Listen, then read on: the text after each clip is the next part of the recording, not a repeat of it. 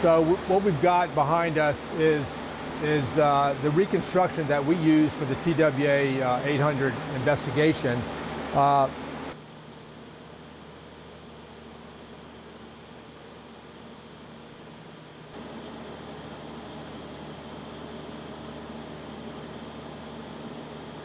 What hits you is the enormity of the accident, the enormity of the investigation, the number of individuals that were involved in helping us do what we did here, but also remind you, I think, what we're doing and who we're doing it for. You know, we're certainly doing it for the families that were affected here. We're certainly doing it to make sure no other families have to go through this again. So I don't worry we're going to lose that feeling and that purpose once this is decommissioned. It's going to be captured in a way that we can preserve certain things.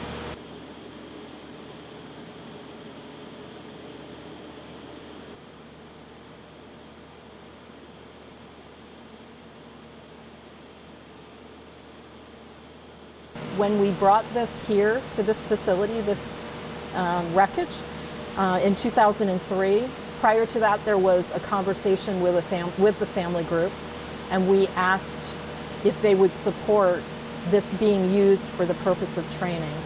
And they were very clear that they would support it for training purposes, but did not want it to become something of a museum piece or where people just sort of casually walked by and looked at it. If it served a purpose to improve safety and transportation and to teach, they were fully on board with that. And so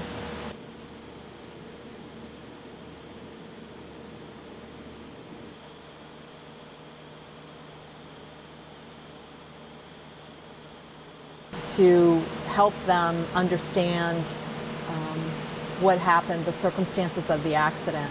This was a moment in time where I think as a nation we changed the way in which we went about responding to large-scale disasters and making sure that families were in the center of that process, as opposed to being on the outside trying to desperately find information. They were now more a central focus in the response to the disaster. And this accident really was that turning point.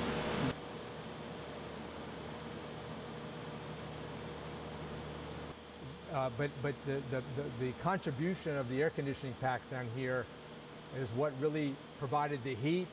But along the way, we never have found evidence, and this is corroborated by the FBI, we have never found evidence of anything that shows evidence of a higher energy, a higher order explosion you would get from a bomb or a missile, nor did we see any indications on the structure of pre-existing damage, which we would call fatigue or corrosion.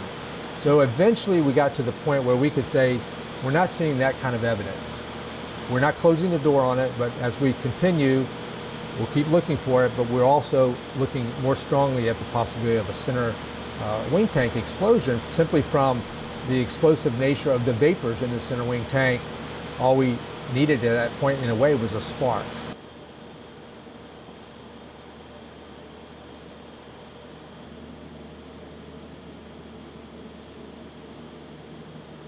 And so we learned a lot, but it took time, and our recommendations followed along those paths too. So those are two big takeaways from this investigation: targeting and mitigating the risk from flammability, but also trying to minimize any risk of wiring and shorts that could ever enter this tank.